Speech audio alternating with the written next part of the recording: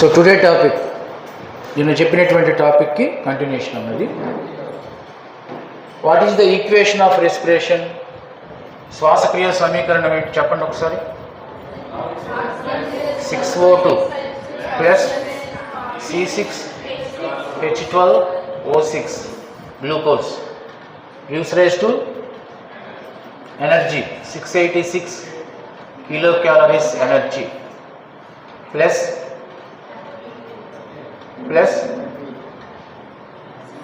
6CO2 plus 6H2O.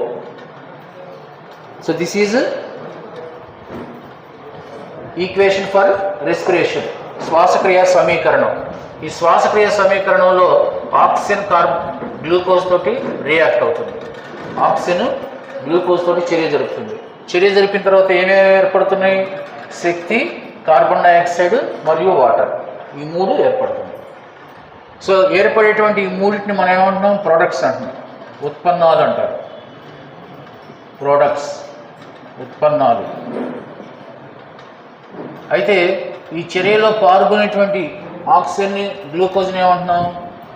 చర్యకాలు లేదా ముడి పదార్థాలు అంటాం.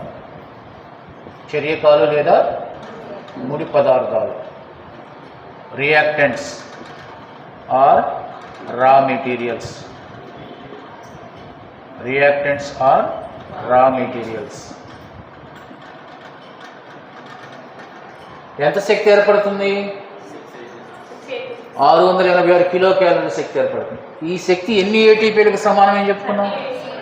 38 ఏటీపీలకి సమానమని చెప్పుకున్నాం. ఈ ప్రక్రియ అంతా ఎక్కడ జరుగుతుంది?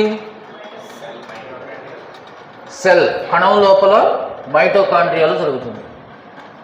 కమిన్, కణం లోపల మైటోకాండ్రియాలో జరుగుతుంది. సో మైటోకాండ్రియాలో శక్తి ఉత్పన్నం అవుతుంది, నిల్వ చేయబడుతుంది, సరఫరా అవుతుంది. కాబట్టి మైటోకాండ్రియాలో శక్తి నిల్వ చేయబడుతుంది. కాబట్టి మైటోకాండ్రియాకు ఉన్నటువంటి మరొక పేరేంటి? Powerhouse of the cell. కణం యొక్క శక్యాగారం అంటాం. కణ శక్యాగారము, powerhouse of the cell. So oxygen కనుక లభిస్తే గ్లూకోజ్కి ఆక్సిజన్ కనుక లభిస్తే మైటోకాండ్రియాలో ఈ ప్రక్రియ జరుగుతుంది. జాగ్రత్తగా అర్థం చేసుకోవాలి. మైటోకాండ్రియా అనేటువంటి కణంలో ఈ ప్రక్రియ ఎప్పుడు జరుగుతుందంట? కణద్రవ్యంలో గ్లూకోజ్కి ఆక్సిజన్ కనుక లభిస్తే ఈ ప్రక్రియ జరుగుతుంది మైటోకాండ్రియాలో. ఇటువంటి ప్రక్రియ అనేది ఆక్సిజన్ సమక్షంలో జరుగుతుంది. కాబట్టి ఈ చర్యను ఏమంటారంటే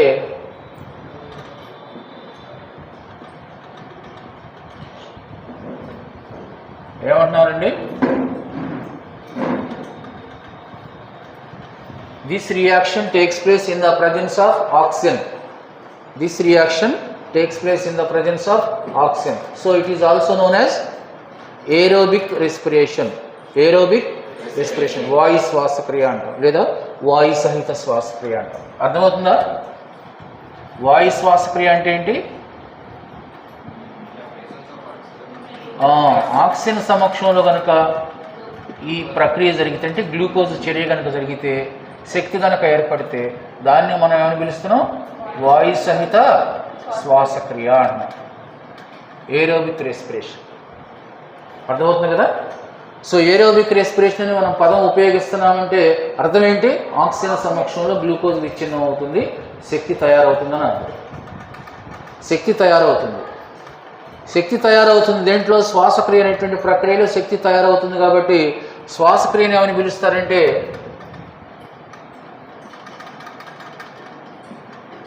శక్తి ఉత్పాదక క్రియ అంటారు. ఏమంటారు? అంటే అర్థం ఏంటి? శక్తి ఉత్పాదక క్రియ అంటే అర్థం శక్తిని ఉత్పత్తి చేసేటువంటి క్రియ. అంతే కదా? అర్థమవుతుందమ్మా? బొమ్మలా కూర్చోవద్దు, నాకు రియాక్ట్ అవ్వద్దు. అర్థమవుతుందంటే అర్థమవుతుందని చెప్పండి, లేదంటే లేదని చెప్పండి. అలాగే చూస్తున్నారు అనుకోండి, నాకు అర్థం కాదు. రండి. శక్తి ఉత్పాదక క్రియ అంటే ఏంటి? శక్తిని ఉత్పత్తి చేసే క్రియ. ఇక్కడ శక్తి ఉత్పత్తి అవుతుంది కదా, కాబట్టి శ్వాసక్రియ అనేటువంటి ప్రక్రియలో శక్తి ఉత్పత్తి అవుతుంది కాబట్టి, ఎనర్జీ ప్రొడ్యూస్ అవుతుంది కాబట్టి శ్వాసక్రియను ఏమని పిలుస్తారు? శక్తి ఉత్పాదక క్రియ. సో మనలో జరిగేటువంటి శ్వాసక్రియ అనేటువంటి ఈ ప్రక్రియలో మన శరీరానికి ఏమి లాభం జరుగుతుంది? మనం శ్వాసక్రియ జరుపుకుంటున్నాం కదమ్మా, గాలిని తీసుకుని గాలిని విడిచిపెడుతున్నాం, గాలిలో ఉన్న ఆక్సిజన్ తీసుకొని శరీర భాగాలకు ఉపయోగించుకుంటున్నాం. దానివల్ల ఏంటి మనకు ప్రయోజనం? ఏంటి ప్రయోజనం? శరీరానికి అవసరమైన శక్తి ఉత్పత్తి అవుతుంది. మన శరీరానికి శక్తి అవసరమా? ఎందుకు మన బాడీకి ఎనర్జీ అవసరం? శరీర భాగాలు పనిచేయాలన్నా, శరీరం లోపల ఉన్నటువంటి భాగాలు పనిచేయాలన్నా వాటికి ఎనర్జీ కావాలి. ఎక్కడి నుంచి వస్తుంది ఎనర్జీ? ఎవరు మనకి? మనమే. మన శరీర కణాల్లోనే శక్తి తయారవుతుంది. మన శరీర కణాల్లో శక్తి తయారవ్వాలంటే ఏ పదార్థాలు కావాలి? ఆక్సిజన్, గ్లూకోజ్ కావాలి. ఆక్సిజన్ ఎక్కడి నుంచి వస్తుంది? గాలి నుంచి మనం ఆక్సిజన్ తీసుకుంటున్నాం, అంతేగా? ఇంక వేరే చోట నుంచి ఏమైనా తీసుకుంటున్నామా? సిలిండర్ల నుంచి ఆక్సిజన్ తీసుకుంటున్నామా? ఎయిర్ సిలిండర్స్ ఉంటాయి, ఆక్సిజన్ సిలిండర్స్ ఉంటాయి, వాటి నుంచి కూడా కొంతమంది ఆక్సిజన్ తీసుకుంటూ ఉంటారు. ఇప్పుడు హాస్పిటల్లో ఉన్నప్పుడు, శ్వాసక్రియ జరిపించలేని పరిస్థితి ఉన్నప్పుడు వెంటిలేటర్ మీద పెడతారు వాళ్ళని. అప్పుడు ఏం చేస్తారు? వాళ్ళకి ఆక్సిజన్ సప్లై చేస్తూ ఉంటారు. ఒక్కరోజు ఆక్సిజన్ సిలిండర్ ఉపయోగిస్తే 5,000 నుంచి 10,000 దాకా ఛార్జ్ చేస్తారు ఒకరోజు. మరి ఎన్ని రోజుల నుంచి మనం ఆక్సిజన్ ఉపయోగించుకుంటున్నాం వాతావరణం నుంచి? ఎన్ని సంవత్సరాల నుంచి చెప్పలేదు. అదే హాస్పిటల్లో అయితే వెంటిలేటర్ మీద ఒక్కరోజు ఆక్సిజన్ సిలిండర్ ఉపయోగించినందుకు ఎంత ఛార్జ్ చేస్తారు? 20,000 దాకా ఛార్జ్ చేస్తారు. కాబట్టి ఆక్సిజన్ కనుక మనకు లభిస్తే శరీర కణాల్లో గ్లూకోజ్ విచ్ఛిన్నమైపోయి శరీరానికి అవసరమైన ఏం తయారవుతుంది? ఎనర్జీ తయారవుతుంది. సో ఆక్సిజన్ సమక్షంలో శ్వాసక్రియ జరిగితే దాన్ని ఏమని పిలుస్తాం మనం? వాయు సహిత లేదా వాయు శ్వాసక్రియ. Respiration takes place in the presence of oxygen is called aerobic respiration. Aerobic respiration ఎక్కడ జరుగుతుందంట? మైటోకాండ్రియాలో జరుగుతుందంట. కణం లోపలికి, ఫర్ ఎగ్జాంపుల్ ఇది సెల్ అనుకున్నాం, కణంలోకి రక్తం ద్వారా ఆక్సిజన్ మరియు ఆక్సిజన్ మరియు గ్లూకోజ్ రెండు వచ్చినాయి అనుకోండి. ఎన్ని కణాలు ఉన్నాయేమో మన శరీరంలో? నంబర్ ఆఫ్ సెల్స్, అనేక, లెక్కించలేనన్ని కణాలు ఉన్నాయి. కణాలలోకి రక్తం ద్వారా ఆక్సిజన్ ప్లస్ గ్లూకోజ్ రెండు వచ్చినాయి అనుకోండి. అప్పుడు ఏం చేస్తుంది? మైటోకాండ్రియా పనిచేస్తుంది అనమాట. మైటోకాండ్రియా ఏం చేస్తుంది? ఆ ఆక్సిజన్ని గ్లూకోజ్ని తీసుకొని ఆ రెండింటి మధ్య చర్య జరిపించి ఏం తయారు చేస్తుంది? శక్తిని తయారు చేసి ఆ శక్తిని నిల్వ చేసుకొని శరీర అవసరాలకు ఉపయోగిస్తాం. ఒకవేళ ఇది ఎక్సెప్షన్ అన్నమాట ఇప్పుడు చెప్పేది. మనం బాగా పనిచేసేటప్పుడు అమ్మ, ముఖ్యంగా వేగంగా నడిచేటప్పుడు లేదా పరిగెత్తేటప్పుడు కాళ్ళులో ఉన్నటువంటి కండరాలు ఉంటాయి కదా, మజిల్స్, ఈ మజిల్స్ ఎక్కువగా వర్క్ చేస్తూ ఉంటాయి. మజిల్స్ ఎక్కువగా పనిచేస్తూ ఉంటాయి, కండరాలు బాగా పనిచేస్తాయా? కూర్చున్నప్పుడు బాగా కండరాలు పనిచేస్తూ ఉంటాయా? వేగంగా నడిచేటప్పుడు కండరాలు పనిచేస్తాయా? వేగంగా నడిచేటప్పుడు. వేగంగా పరిగెత్తేటప్పుడు ఇంకా బాగా పనిచేస్తాయి. సో కూర్చున్నప్పుడు కండరాలకి శక్తి సరఫరా అవుతుంది, నడిచేటప్పుడు కండరాలకు శక్తి సరఫరా అవుతుంది, వేగంగా పరిగెత్తేటప్పుడు కూడా కండరాలకు శక్తి సరఫరా అవుతుంది. అయితే ఈ మూడు దశల్లో ఎక్కువ శక్తి ఎప్పుడు కండరాలకు అవసరమైంది చెప్పాలి అందరూ? ఎందుకు? Why energy is more supplied to the muscles when or during running? ఎందుకమ్మా? ఎక్కువగా పని చేస్తున్నాయి కాబట్టి వాటికి ఎక్కువ ఎనర్జీ కావాలి, అంతేగా? కూర్చున్న వాడికంటే పరిగెత్తే వాడికి ఎనర్జీ ఎక్కువ కావాలి. అది కూడా ఎవరికి? వాడి కాళ్ళల్లో ఉన్నటువంటి కండరాలకి, మజిల్స్కి ఎక్కువ ఎనర్జీ కావాలి. అప్పుడు మజిల్స్ ఏం చేస్తాయి? ఎక్కువ ఎనర్జీని తయారు చేసుకోవడానికి ప్రయత్నం చేస్తాయి. మజిల్స్ అంటే కండరాల్లో ఉండేటువంటి కణాల్లో ఎక్కువ శక్తి తయారవడానికి సహాయం, ఎక్కువ శక్తి అవసరం అవుతుంది కాబట్టి. కానీ ఆక్సిజన్ సప్లై నార్మల్గానే ఉంటుంది. ఆక్సిజన్ సప్లై ఎలా ఉంది? నార్మల్గా ఉంది. కానీ కండరానికి శక్తి చాలా ఎక్కువ అవసరం, మామూలు కంటే ఎక్కువ శక్తి అవసరం. కానీ దానికి సరఫరా అయ్యేటువంటి ఆక్సిజన్ ఏమో తక్కువగా ఉంది. ఇప్పుడు ఆక్సిజన్ కొరత ఏర్పడిందా లేదా? ఆక్సిజన్ డెఫిషియన్సీ వచ్చిందా లేదా? వచ్చింది. ఎప్పుడు ఆక్సిజన్ డెఫిషియన్సీ వస్తుంది కండరాలకి? కండరాలు వేగంగా పనిచేసేటప్పుడు ఆక్సిజన్ కొరత ఏర్పడుతుంది. మరి దానివల్ల గ్లూకోజు విచ్ఛిన్నం జరుగుతుందా? చాలా తక్కువ. జరిగితేనే సరే చాలా తక్కువ జరుగుతుంది. దానివల్ల కండరానికి తయారయ్యే శక్తి కూడా చాలా తక్కువ ఉంటుంది.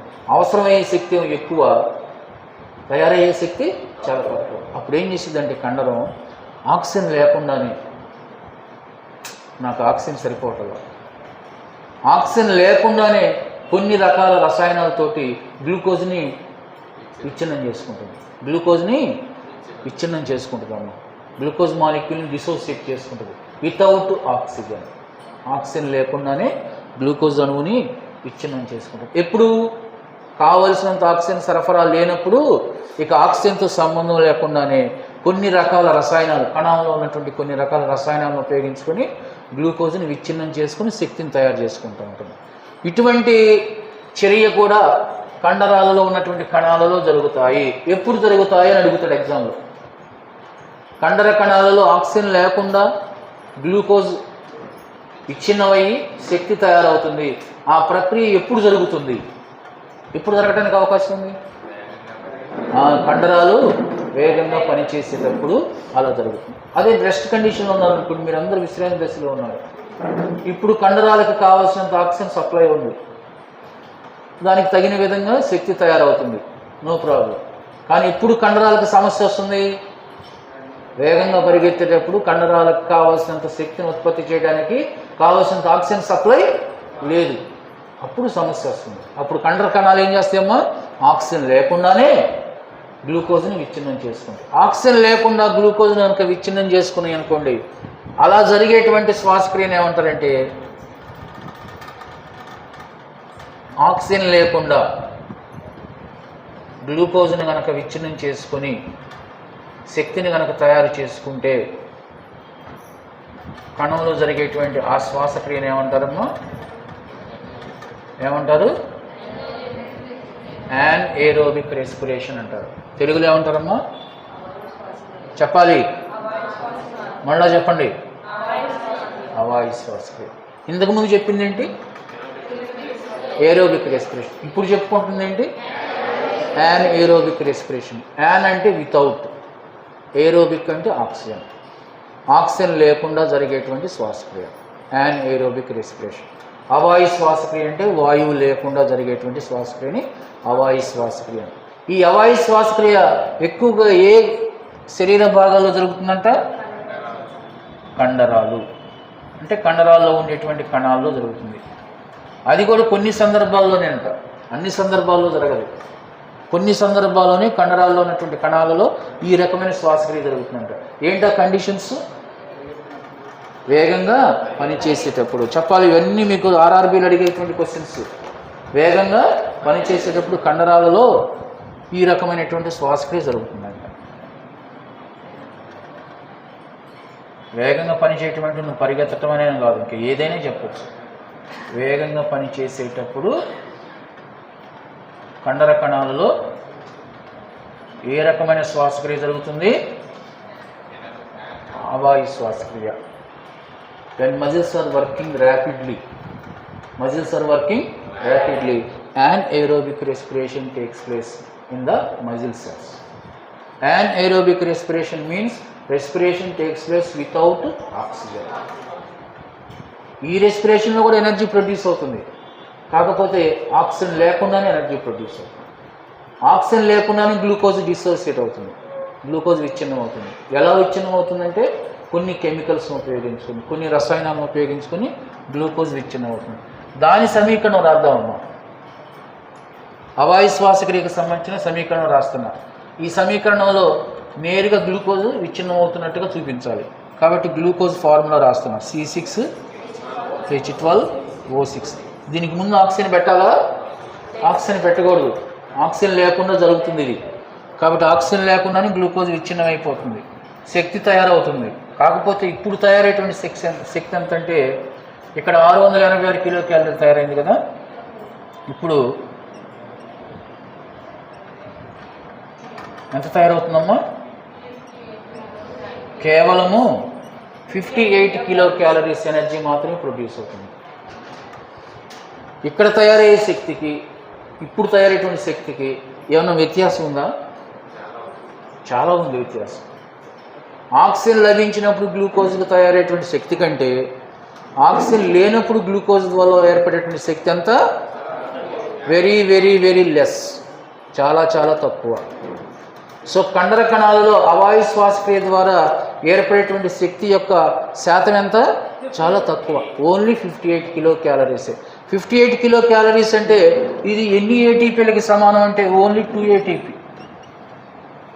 ఎన్ని ఏటీపీలకమ్మా? కేవలం 2 ఏటీపీలకు మాత్రమే సమానం. ఇక్కడ ఎన్ని ఏటీపీలు వస్తున్నాయమ్మా? చూడండి ఎంత తేడా ఉంది. ఓకే, శక్తి ఏర్పడుతుంది ఇక్కడ కూడా. శక్తితో పాటుగా మరి కార్బన్ డైఆక్సైడ్, నీరు ఏమైనా తయారవుతాయి అంటే ఇక్కడ కార్బన్ డైఆక్సైడ్, నీరు తయారు కావు. శక్తితో పాటుగా మరొక ఆమ్లం తయారవుతుంది. ఏంటి ఆమ్లము?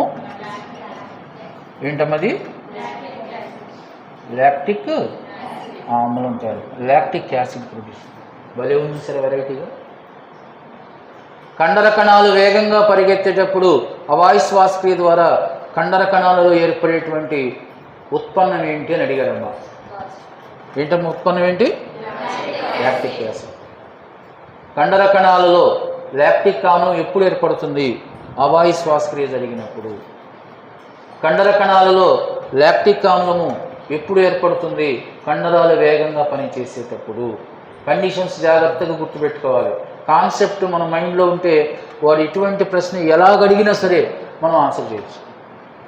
కండరాలు వేగంగా పనిచేసేటప్పుడు వాటిలో తయారయ్యేటువంటి ఆమ్లము which acid is produced when the muscles are worked rapidly or vigorously?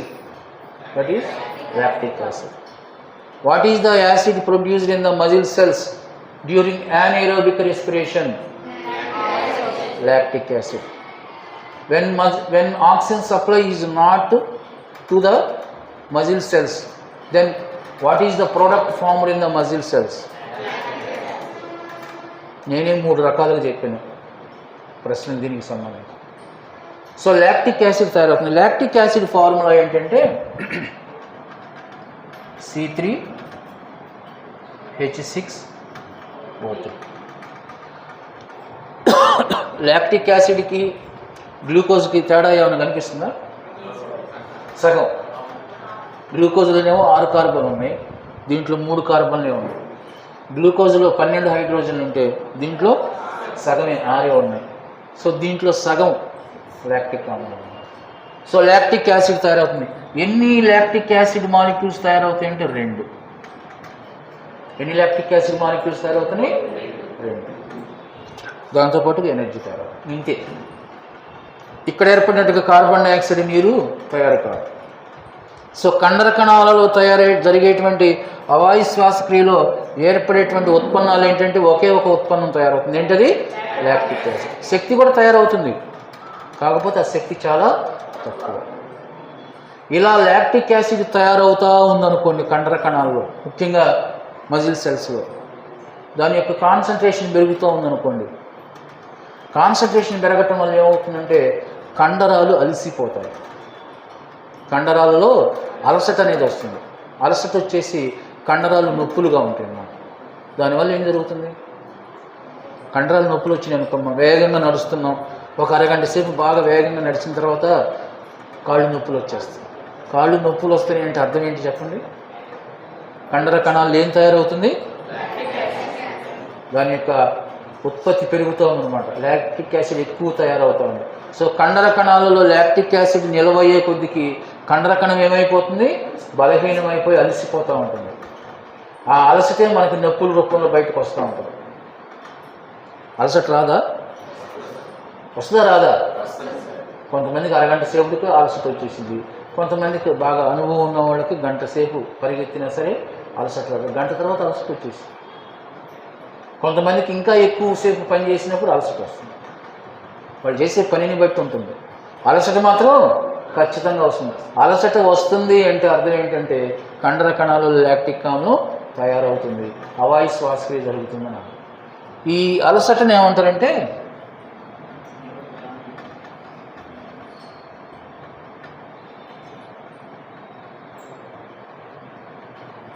ఏమంటారమ్మా ఇంగ్లీష్లో? చదవండి, అది అందరు చదవండి మళ్ళీ ఒకసారి. Muscle cramps. మజిల్ క్రాంప్స్ తెలుగులో మాత్రం చక్కగా మనకు అర్థమయ్యేటువంటి పదమే ఇచ్చాడు. ఏంటమ్మా? అలసట, మజిల్ క్రాంప్స్.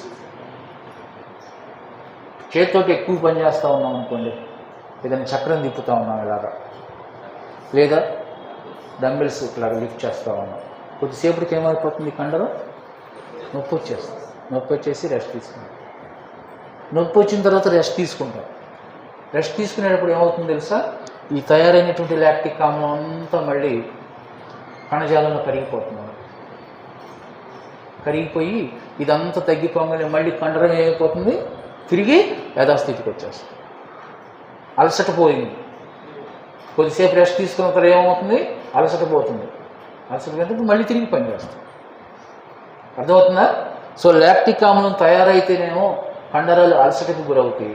ఆ తయారైన లాక్టిక్ ఆమ్లం కనుక శాతం దాని యొక్క స్థితి తగ్గిపోయింది అనుకోండి, తిరిగి కండరాలు యథాస్థితికి వస్తాయి.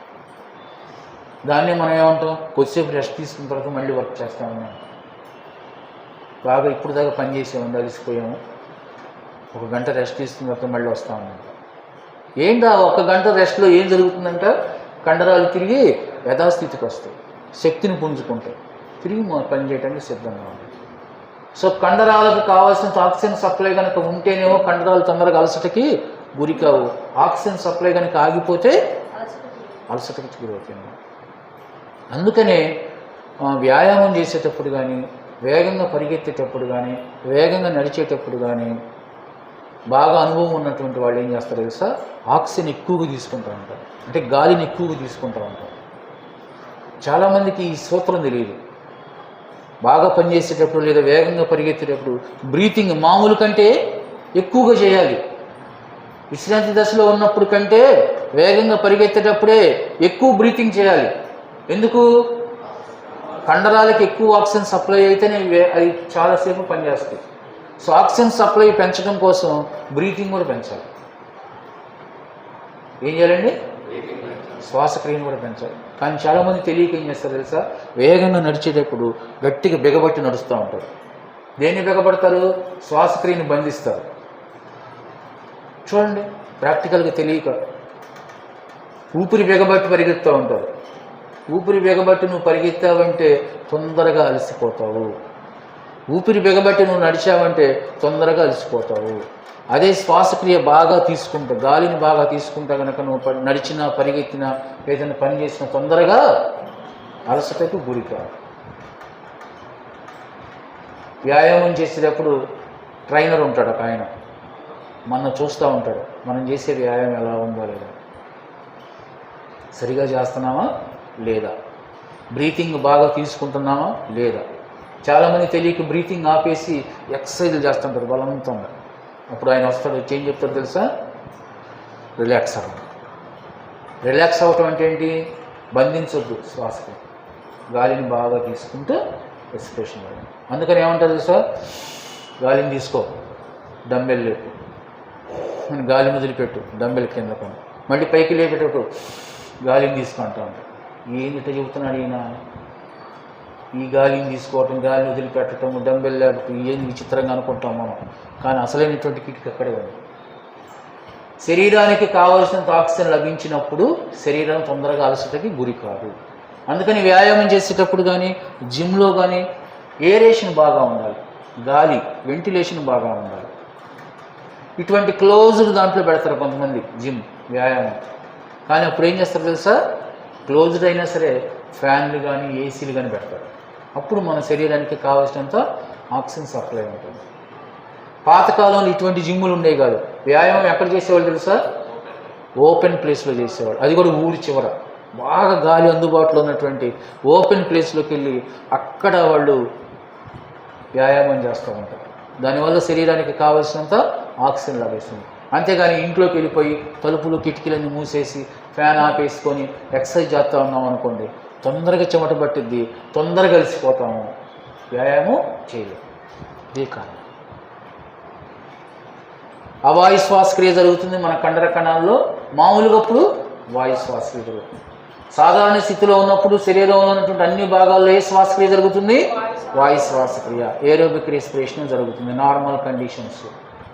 కానీ కొన్ని ప్రత్యేకమైన సందర్భాల్లోనే కండర కణాల్లో ఏ శ్వాసక్రియ జరుగుతుంది? అవాయు శ్వాసక్రియ. అవాయు శ్వాసక్రియ జరిగితే ఏర్పడే ఉత్పన్నం ఏంటి?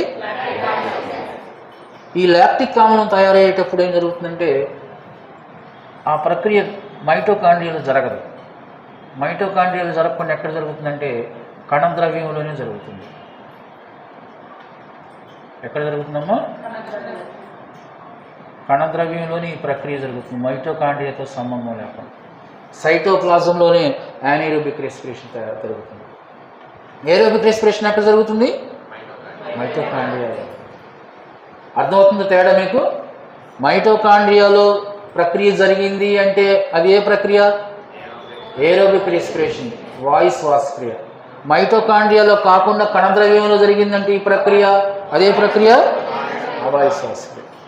సో గ్లూకోజ్కి ఆక్సిజన్ సప్లై అయిపోతే అప్పుడు గ్లూకోజ్ వెళ్ళిపోయి మైటోకాండ్రియాలో విచ్ఛిన్నం అవుతూ ఉంటుంది.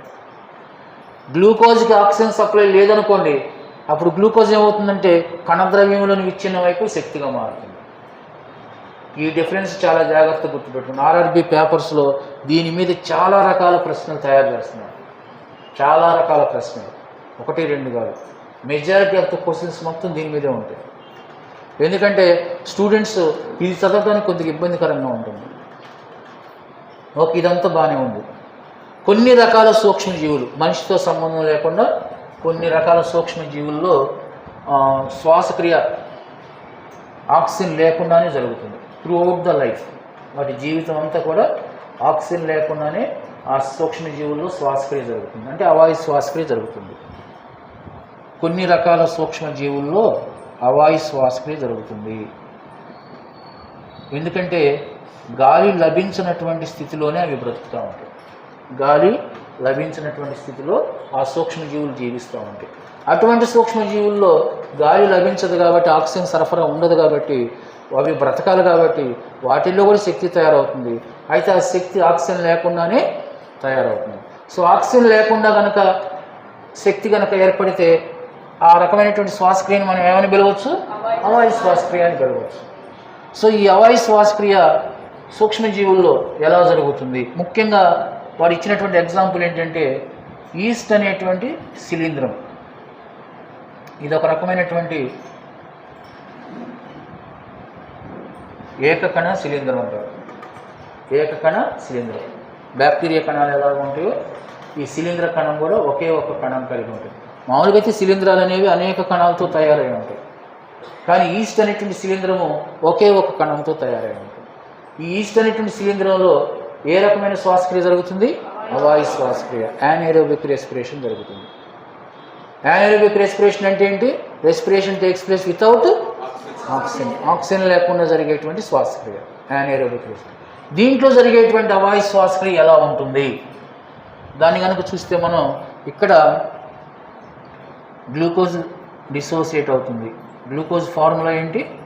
C6H12O6. ఈ గ్లూకోజ్ ఆక్సిజన్ లేకుండానే కొన్ని రకాల రసాయనాలతోటి, కెమికల్స్ తోటి అది డిసోసియేట్ అయిపోయి దాని నుంచి ఎనర్జీ వస్తుంది. ఆ వచ్చేటువంటి ఎనర్జీ ఎంత ఉంటుందంటే సేమ్ ఇక్కడ ఎంత వచ్చింది ఎనర్జీ ఇక్కడ కూడా అంతే వస్తుంది. ఎంత ఎనర్జీ వచ్చిందమ్మా? 58 కిలో క్యాలరీల శక్తి తయారవుతుంది. అంటే ఇది ఎన్ని ఏటీపీలకి సమానం? 2 ఏటీపీలుకి ఈ శక్తి సమానం. ఇక్కడ శక్తితో పాటుగా ఏం తయారవుతుందంటే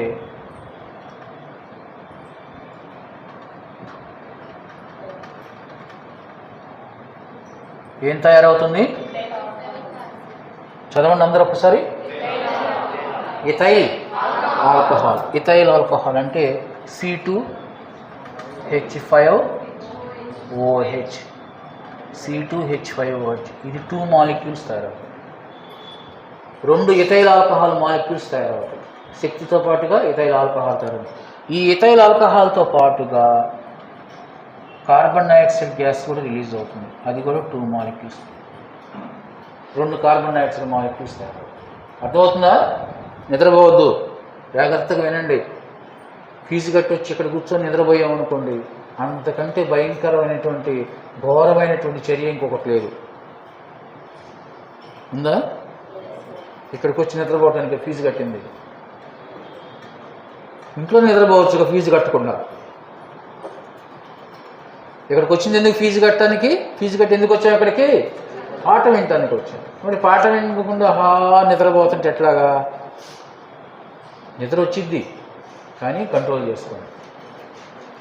సరే, ఈ రకమైన శ్వాసక్రియకి ఇక్కడ జరిగినటువంటి అవాయు శ్వాసక్రియకి మధ్య తేడా ఏంటో చెప్పాలి మీరు. కండర కణాల్లో జరిగేటువంటి అవాయు శ్వాసక్రియకి, ఈస్ట్ అనేటువంటి శిలీంధ్రంలో జరిగేటువంటి అవాయు శ్వాసక్రియకి తేడాలు ఏంటి? ఇవే మిమ్మల్ని ఎగ్జామ్లో అడుగుతారు. మీరే చెప్పండి నాకు ఆ తేడాలు. చెప్పండి అమ్మా. శక్తి ఎంత ఏర్పడుతుంది? శక్తి రెండిట్లో సమానంగానే ఏర్పడుతుంది. 58 కిలో క్యాలరీస్ ఎనర్జీ తయారవుతుంది. ఓకే. తర్వాత ఉత్పన్నాలు తేడాగా ఉన్నాయి. కండర కణాల్లో ఏర్పడే ఉత్పన్నం ఏంటి? ఈస్ట్ అనే శిలీంధ్ర కణాల్లో ఏర్పడే ఉత్పన్నం ఏంటి? Ethyl alcohol. ఇథైల్ ఆల్కహాలే తాగేది. డ్రింక్ చేస్తారు కదా మద్యం, దాంట్లో ఉండేది మెజారిటీ ఏందమ్మా? Ethyl alcohol. అప్పుడప్పుడు ఇథైల్ ఆల్కహాల్కు బదులుగా మిథైల్ ఆల్కహాల్ కలుపుతూ ఉంటారు. మిథైల్ ఆల్కహాల్ కలుపుతూ ఉంటారు మద్యంలో. దానివల్ల ఏమవుతుందో తెలుసా? చనిపోతారు. ఏమంటారు దాన్ని? నాటు సారా అంటారు. కల్తీ సారా తాగి మా గ్రామంలో ఇంతమంది చనిపోయారంటారు. సారాయిలో కూడా కల్తీయా? ఇదే కల్తీ. ఇథైల్ ఆల్కహాల్ బదులుగా ఏం కలుపుతారు? మిథైల్ ఆల్కహాల్ కలుపుతారు. 2 ఆల్కహాల్స్ వాసన చూస్తే 2 ఒకే రకంగా ఉంటాయి. తాగేవాడికి తెలియదు అది మిథైలా ఇథైలా అని. ఇథైల్ అయితే ఓకే, మొత్తం వచ్చింది అంతే. ఇథైల్ అనుకో ప్రాణం పోయింది. దాన్ని కల్తీ సారా అంటారు. సో ఈస్ట్ అనేటువంటి శిలీంధ్రాన్ని ఉపయోగించి ఇథైల్ ఆల్కహాల్ను తయారు చేస్తారు పరిశ్రమల్లో. ఇథైల్ ఆల్కహాల్ను తయారు చేసేటువంటి రియాక్షన్ని మొట్టమొదటిసారిగా గుర్తించింది ఎవరంటే లూయిస్ పాస్చర్. విన్నారా ఆయన పేరు ఎప్పుడన్నా? లూయిస్ పాస్చర్ అనేటువంటి ఒక వైద్యుడు మొదటిసారిగా పరిశ్రమల్లో ఈస్ట్ అనేటువంటి శిలీంధ్ర కణాలను ఉపయోగించి ఇథైల్ ఆల్కహాల్ని తయారు చేశారు. ఈ ఇథైల్ ఆల్కహాల్ని దేని నుంచి తయారు చేశారంటే గ్లూకోజ్ నుంచి తయారు చేశారు. ఆ గ్లూకోజ్ ఏంటంటే డైరెక్ట్ గ్లూకోజ్ కాదు, చెరుకు రసం, ద్రాక్ష రసం, అలాగే గోధుమ పిండి, వీటన్నిటిని ఉపయోగించి వాటన్నిటిలో గ్లూకోజ్ ఉంటుంది. చెరుకు రసంలో కానీ, ద్రాక్ష రసంలో కానీ, గోధుమ పిండిలో కానీ, బార్లీ గింజల్లో కానీ గ్లూకోజ్ సమృద్ధిగా ఉంటుంది. ఆ బార్లీ గింజల్ని లేదా గోధుమ గింజల్ని, ద్రాక్ష రసాన్ని లేదా చెరుకు రసాన్ని ఫెర్మెంటేషన్ చేయటం. ఫెర్మెంటేషన్ అంటే పులియబెట్టడం. పులియబెట్టడం అంటే ఏం లేదు, ఆ ఈస్ట్ కణాలను తీసుకొచ్చి కలిపితే చాలా అది పులిసిపోతుంది. చెరుకు రసం కనుక పులిసిపోయిందా అది ఏంగా మారిపోతుంది? ఆల్కహాల్గా మారిపోతుంది. పరిశ్రమల్లో చెరుకు రసం నుంచి వచ్చేటువంటి వ్యర్థాన్ని, ఆ వ్యర్థాన్ని పులిసేటట్టుగా చేసి దాని నుంచి ఆల్కహాల్ని తయారు చేస్తారు. భారతదేశంలో మద్యం తయారీకి ఉపయోగించేటువంటి ఇథైల్ ఆల్కహాల్ దేని నుంచి తయారు చేస్తున్నారంటే చెరుకు పరిశ్రమల్లో నుంచి వచ్చేటువంటి వ్యర్థాలు. చెరుకు పరిశ్రమలు ఎక్కడెక్కడ ఉన్నాయి మన భారతదేశంలో? భారతదేశం తీసేసేయండి. మన ఆంధ్రప్రదేశ్లో చెరుకును తయారు చేసేటువంటి చెరుకు పరిశ్రమలు, పంచదారను తయారు చేసేటువంటి చెరుకు పరిశ్రమలు ఎక్కడున్నాయమ్మా? తణుకులో ఉందా? ఇంకోటి ఎక్కడమ్మా? గోవా. గోవాడ ఎక్కడది? ఓకే, దగ్గరలోనే నీ పరిసరాల్లోనేనా? నేను ఆ పేరు ఏం లేదు అందుకని నాకు అర్థం కాదు. గోవాడ. ఓకే. తర్వాత రాజమండ్రి పక్కనే ఇంకో చిన్న జంక్షన్ ఒకటి ఉంది, నిడదవోలు జంక్షన్. అక్కడి నుంచి కొద్ది దూరం వెళ్తే అక్కడ ఒక పెద్ద చెరుకు ఫ్యాక్టరీ ఉంది, షుగర్ ఫ్యాక్టరీ అంటారు. ఏం చేస్తారు షుగర్ ఫ్యాక్టరీలో? చెరుకుని పండించిన రైతుల దగ్గర చెరుకు కొంటారమ్మ. కొనేసారి చెరుకుని తీసుకొచ్చి బాగా శుభ్రం చేస్తారు, చిన్న చిన్న ముక్కలుగా చేస్తారు, చేసి వాటిని బాగా క్రష్ చేసి చెరుకు రసంతో చేస్తారు. ఆ చెరుకు రసాన్ని ఏం చేస్తారంటే ప్యూరిఫై చేస్తారు, శుద్ధి చేస్తారు. శుద్ధి చేసి అనేక దశల్లో ఆ చెరుకు రసాన్ని శుద్ధి చేసి చిట్ట చివరికి ఆ చెరుకు రసాన్ని ఏంగా మారుస్తారు? పంచదారగా మారుస్తారు. మనం వాడేటువంటి షుగర్ అది. చెరుకు పరిశ్రమల్లో చెరుకు రసాన్ని శుద్ధి చేయడం కోసం కొన్ని రకాల కెమికల్స్ వాడతారు. అలా వాడినప్పుడు చెరుకు రసం శుద్ధి అయిపోయిన తర్వాత కొంత వేస్ట్ తయారవుతుంది, ఒక వ్యర్థం వస్తుంది. ఆ వ్యర్థాన్ని ఏమంటారంటే బగాసే అంటారు, లేదా మొలాసిస్ అంటారు. మొలాసిస్, ఈ మొలాసిస్ అనే వ్యర్థం తయారవుతుంది. ఆ వ్యర్థాన్ని వాళ్ళు పారబోయరు, తీసేయరు. ఆ వ్యర్థాన్ని జాగ్రత్తగా కలెక్ట్ చేసి ఆల్కహాల్ ఇండస్ట్రీస్కి పంపిస్తారు, సారాయి తయారు చేసే పరిశ్రమలకు పంపిస్తారు. ఆ మొలాసిస్ని వాళ్ళు ఫెర్మెంటేషన్ చేసి సారాయి పరిశ్రమల్లో దాని నుంచి ఆల్కహాల్ని తయారు చేస్తారు. ఆ ఆల్కహాల్ని ఇథైల్ ఆల్కహాల్ అంటారు. దాన్ని చక్కగా రకరకాల ఫ్లేవర్స్లో రకరకాల కెమికల్స్ యాడ్ చేసి బాటిల్స్లో పెట్టి ఇస్తారన్నమాట. డబ్బులు పెట్టి మరీ కొనుక్కొచ్చుకొని తాగుతూ ఉంటారు. అది లేకపోతే బ్రతకలేరు అన్నమాట. దానికోసం చచ్చిపోయే వాళ్ళు కూడా ఉన్నారు. అంత బలహీనమైనటువంటి స్థితికి తీసుకెళ్ళిపోతుంది ఆల్కహాల్. అర్థమవుతుందా? సో ఇథైల్ ఆల్కహాల్ని పరిశ్రమల్లో తయారు చేయడానికి ఉపయోగించేటువంటి ముడి పదార్థం ఏంటంట? మొలాసిస్. మొలాసిస్లో కూడా గ్లూకోజ్ ఉంటుందన్నమాట. అందుకని లేదా బగాసే అనే ముడి పదార్థం నుంచి లేదా వ్యర్థం నుంచి పరిశ్రమల్లో ఏం తయారు చేస్తున్నారు? ఇథైల్ ఆల్కహాల్ తయారు చేస్తున్నారు. అది ఎక్కడంటే మన భారతదేశం. ఎందుకు మన భారతదేశంలో చెరుకు రసం నుంచి వచ్చే వ్యర్థాన్ని వాడతారంటే చెరుకు బాగా పండిద్దాము మన భారతదేశంలో. వేరే దేశాల్లో చెరుకు పండదు, ద్రాక్ష బాగా పండిద్ది. యూరోప్ లాంటి కంట్రీస్లో ద్రాక్ష ఎక్కువగా పండిద్ది.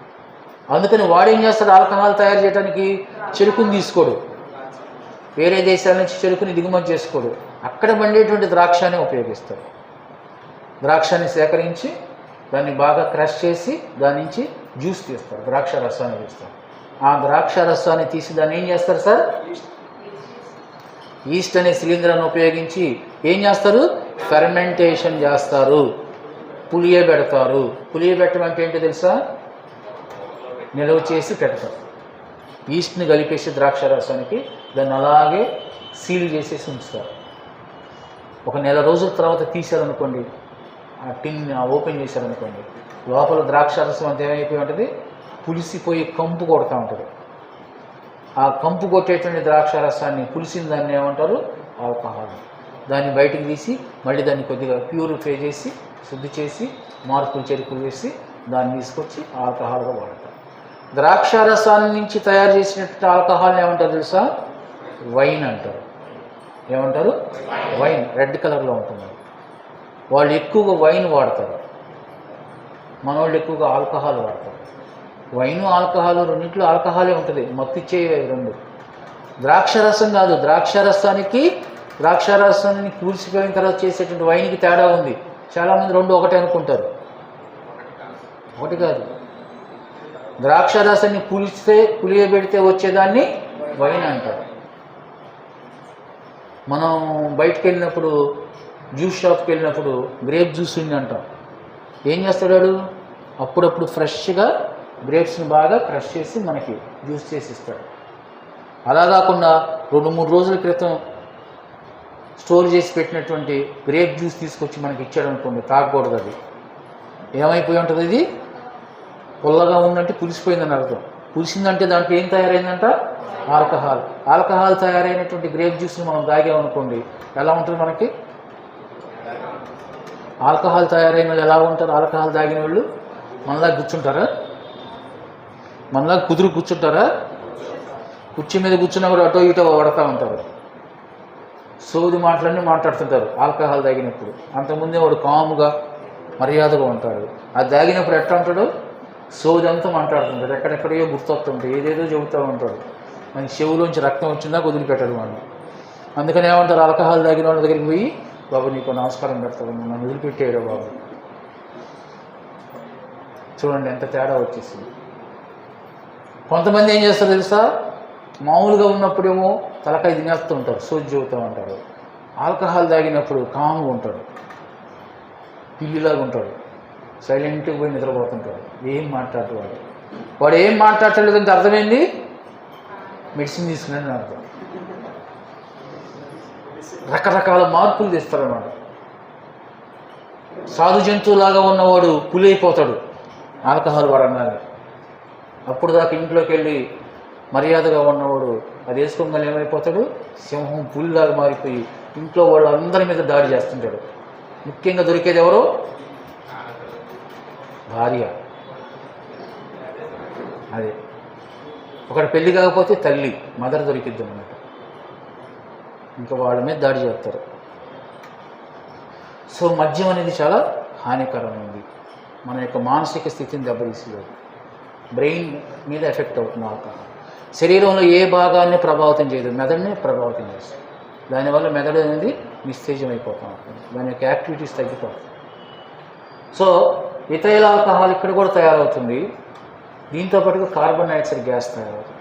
సో పరిశ్రమల్లో ఈస్ట్ అనేటువంటి శిలీంధ్రాన్ని ఉపయోగించి అవాయు శ్వాసక్రియ జరిపించి ఏం తయారు చేస్తున్నారు సార్, ఇథైల్ ఆల్కహాల్ని తయారు చేస్తున్నారు. ఇథైల్ ఆల్కహాల్తో పాటుగా ఏం విడుదలవుతుంది, కార్బన్ డైఆక్సైడ్ విడుదలవుతుంది,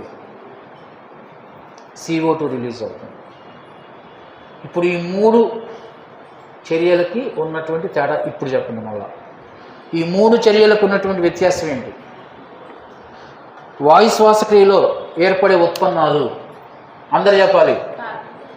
వాయు శ్వాసక్రియలో ఏర్పడే ఉత్పన్నాలు, ఏరోబిక్ రెస్పిరేషన్ ప్రొడ్యూస్ అయ్యేటువంటి ప్రొడక్ట్స్ ఏంటి, energy, carbon dioxide and water. మానవుని శరీరంలోనే కండర కణాల్లో జరిగేటువంటి యానరోబిక్ రెస్పిరేషన్ అవాయు శ్వాసక్రియలో ఏర్పడే ఉత్పన్నాలు ఏంటి, శక్తి, లాక్టిక్ యాసిడ్, ఇంకేమైనా ఉన్నాయా, ఇంకేమి, ఈ 2. తర్వాత ఈస్ట్ అనే శిలీంధ్రాన్ని ఉపయోగించి పరిశ్రమల్లో అవాయు శ్వాసక్రియ ద్వారా ఆల్కహాల్ను తయారు చేస్తారు. అటువంటి పరిశ్రమల్లో తయారైనటువంటిది ఏంటి ఉత్పన్నాలు, ఇథైల్ ఆల్కహాల్ మరియు కార్బన్ డైఆక్సైడ్. ఇథైల్ ఆల్కహాల్ మరియు కార్బన్ డైఆక్సైడ్. ఈస్ట్ అనే శిలీంధ్ర కణాల్లో జరిగే అవాయు శ్వాసక్రియ అంటాడు. ఈస్ట్ అనే శిలీంధ్ర కణాల్లో జరిగే అవాయు శ్వాసక్రియలో ఈ 3 ఏర్పడతాయి. ఇంకొక వ్యత్యాసం, ఏరోబిక్ రెస్పిరేషను, యానరోబిక్ రెస్పిరేషను. ఈ 3 రకాల రెస్పిరేషన్లో ఎనర్జీ ఎక్కువగా ఏ రకమైన రెస్పిరేషన్తో ప్రొడ్యూస్ అవుతుంది, ఏరోబిక్ రెస్పిరేషన్.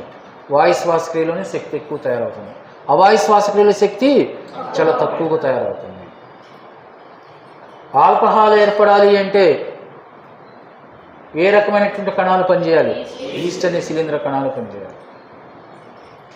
ఈస్ట్ అనే శిలీంధ్ర కణంలో ఏ రకమైన శ్వాసక్రియ జరుగుతుంది, అవాయు శ్వాసక్రియ జరుగుతుంది, యానరోబిక్ రెస్పిరేషన్ జరుగుతుంది. ఈస్ట్ అనే శిలీంధ్ర కణాల్లో జరిగేటువంటి యానరోబిక్ రెస్పిరేషన్లో ప్రొడ్యూస్ అయ్యేటువంటి ప్రొడక్ట్స్ ఏంటి, ethyl alcohol and carbon dioxide. Human muscle సెల్స్లో యానరోబిక్ రెస్పిరేషన్ జరిగితే ప్రొడ్యూస్ అయ్యేటువంటి ప్రొడక్ట్స్ ఏంటి, లాక్టిక్ యాసిడ్ మరియు ఎనర్జీ. CO2 తయారవుతుందా, ఈ 3 రియాక్షన్స్ ఒకదాని కింద ఒకటి రాసుకోవాలి. ఈ 3టికి వ్యత్యాసం అడుగుతాం. అయితే మైటోకాండ్రియాలో శ్వాసక్రియ జరగాలి అంటే ఖచ్చితంగా గ్లూకోజ్ ఆక్సిజన్ లభించినప్పుడే మైటోకాండ్రియాలో ఏరోబిక్ రెస్పిరేషన్ జరుగుతుంది. మైటోకాండ్రియాలో కాకుండా రెస్పిరేషన్ జరిగిందంటే అది ఎక్కడ జరుగుతుంది, కణద్రవ్యం, సైటోప్లాజంలో జరుగుతుంది. సైటోప్లాజంలో జరిగేటువంటి శ్వాసక్రియలు ఏంటి, ఖచ్చితంగా అవాయు శ్వాసక్రియ. అవాయు శ్వాసక్రియ సైటోప్లాజంలో జరుగుతుంది. మైటోకాండ్రియాలో జరిగిందంటే అదేంటి, వాయు శ్వాసక్రియ. ఏరోబిక్ రెస్పిరేషన్ మైటోకాండ్రియాలో జరుగుతుంది, యానరోబిక్ రెస్పిరేషన్ ఎక్కడ జరుగుతుంది, సైటోప్లాజం, కణద్రవ్యంలో జరుగుతుంది. గ్లూకోజ్కి ఆక్సిజన్ లభిస్తేనేమో మైటోకాండ్రియాలోకి వెళ్ళిపోయి ఏరోబిక్ రెస్పిరేషన్ జరిగిపోతుంది. గ్లూకోజ్ కనుక ఆక్సిజన్ లభించలేదనుకోండి, సైటోప్లాజంలోనే అది శక్తిగా మారిపోతుంది. రైట్.